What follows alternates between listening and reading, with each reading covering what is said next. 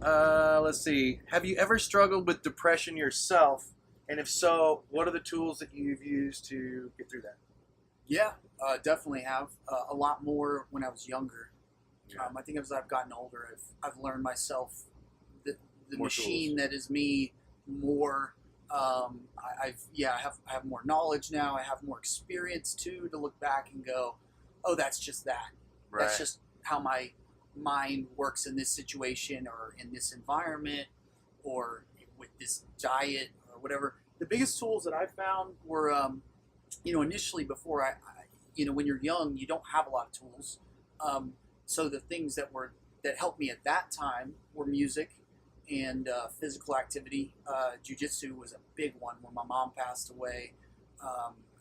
She had a real rough battle with cancer, so there was a lot of dark moments along that path that I had to grapple with, no pun intended. But Jiu-Jitsu was my therapy because basically I felt like I had, someone that had just like brutalized my mother's life towards the end of it, but there was no person that I could beat the shit out of.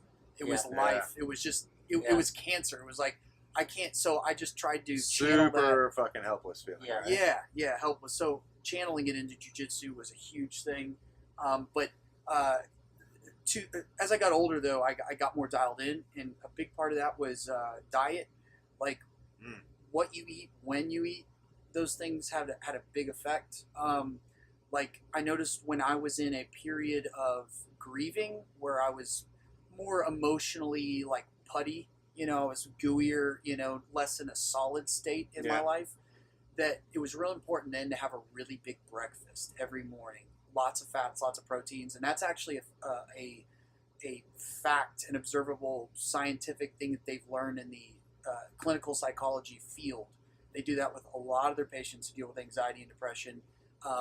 But as I kind of came out of that time period, I now do intermittent fasting, and that works great for me. And mentally, I'm still great. I actually have more energy with that.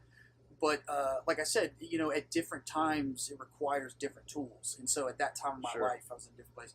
The other part was consistency with exercise. If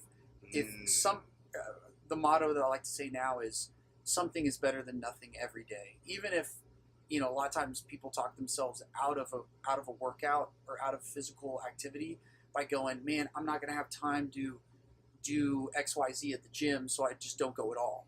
And in reality, I was like, no, like doing something is still better than nothing. And it actually very centering because it forced me out of my head and pushed me into my body, especially with, for me personally, heavier weights. Like when I do higher intensity weights, it literally just forced me out of my head by pressure alone, and had to get in my body. And when I left, I just felt more grounded. It's like a form of meditation for you. Yeah. It's like you got to X out everything. Yes, absolutely. We see that a lot with jiu-jitsu and with any kind of exercise or just high, strenuous stuff like that.